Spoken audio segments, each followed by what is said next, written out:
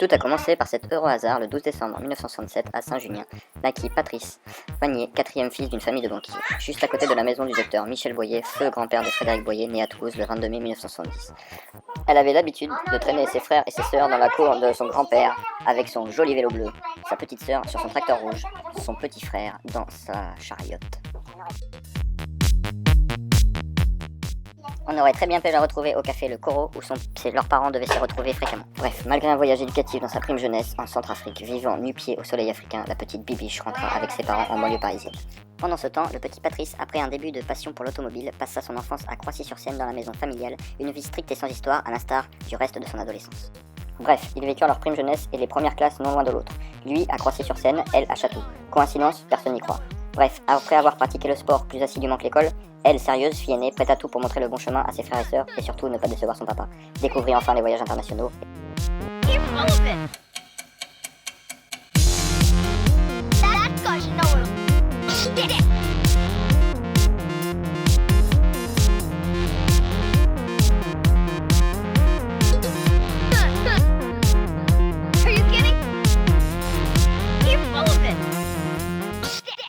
Bref, tandis que Frédéric se préparait pour de longues études scientifiques, elle bifurqua et décida de se rapprocher de ses premiers amours, les livres. Elle y rencontra des livres, mais aussi des copines, des livres et des copines. Bref, elle décida de partir à Toulouse pour les étudier et c'est ainsi qu'elle passa de longs week-ends auprès de Jeanne qui lui préparait de merveilleux sandwichs au foie gras à Pointis-de-Rivière. Bref, après avoir goûté au lycée, le jeune Patrice ne s'en passa plus. Alternant les soirées sur le dance floor de Blois et son amour pour la classe de terminale, il décida de mettre un terme prématuré à cette mascarade. Malgré un goût modéré pour le carrelage, il se rabattit sur les joints.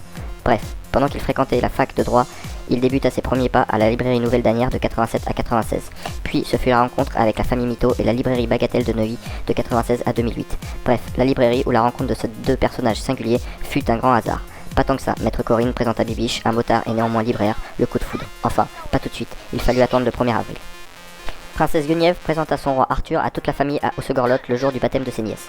Petit message sur Camelot? Non, on verra plus tard.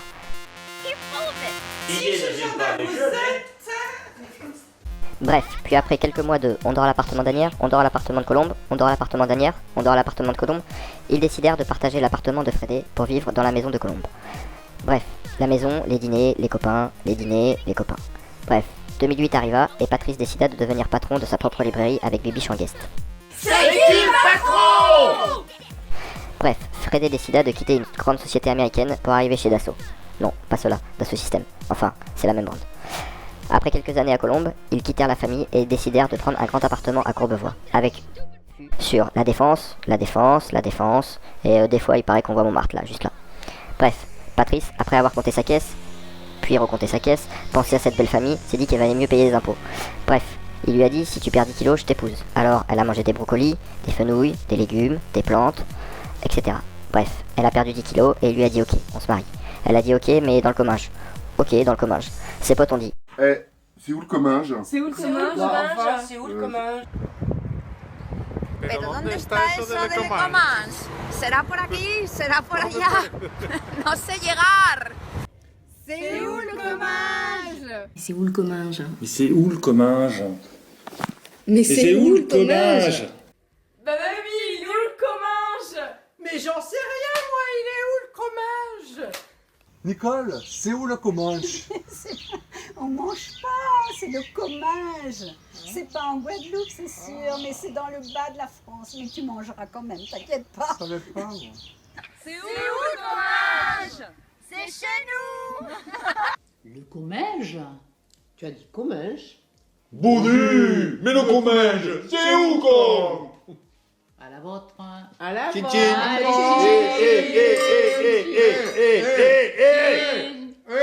bref, pourquoi ils se sont dit oui à Pointis-de-Rivière.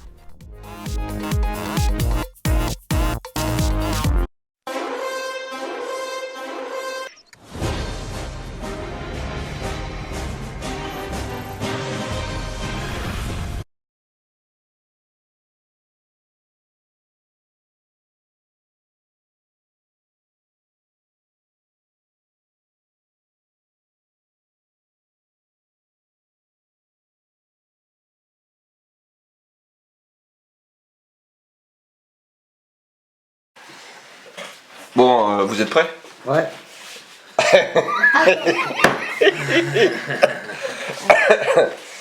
Mais non, avec la bouclette, c'est mieux. Bon, Camelot, acte 6, scène 12. Mais il faut qu'il soit blond, ça va. On va finir par comprendre. Et s'il n'est pas blanc, qu'est-ce qu'on fait? Vous voulez pas rendre service à votre père? Attends, on va la refaire. Mais il faut qu'il soit blond, ça va. On va finir par comprendre. Et s'il n'est pas blanc, qu'est-ce qu'on fait? Vous voulez pas rendre service à votre père?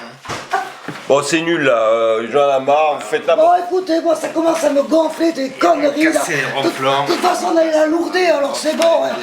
Et moi je te le dis, il est plein le cul. Hein.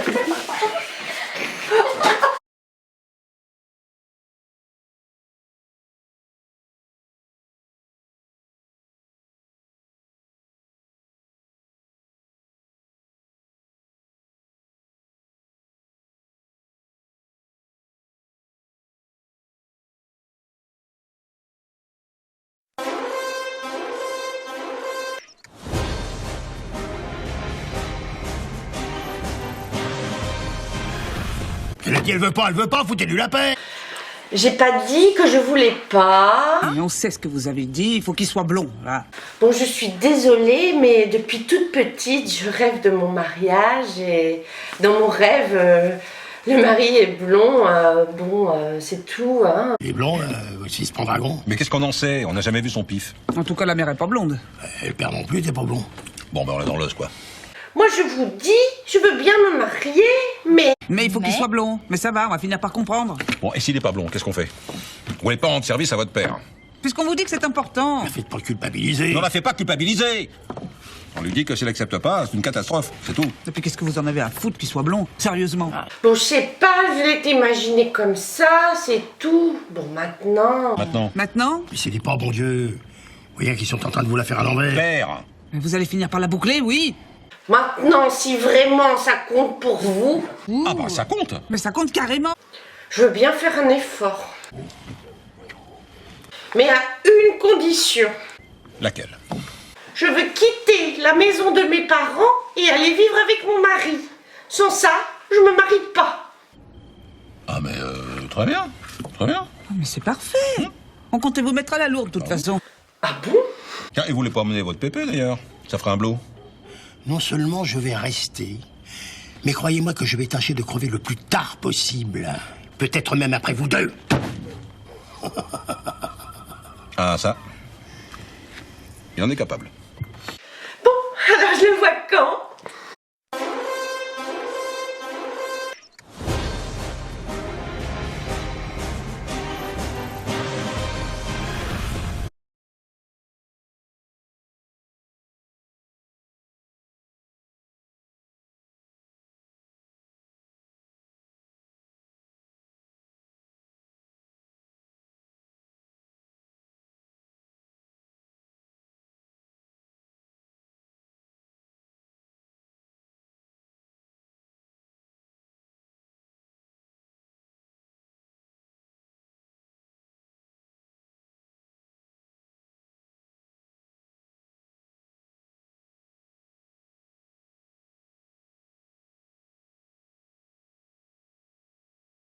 Le plafond, tu te détends. Non, mais il faut se détendre. Hein. Ouais, ouais. Allez, tu dans le plafond. Si Et ça, j'ai pas le droit d'en vraiment... parler après à mon mec? Non. Alors, scène 1. Maintenant, si vraiment ça compte pour vous,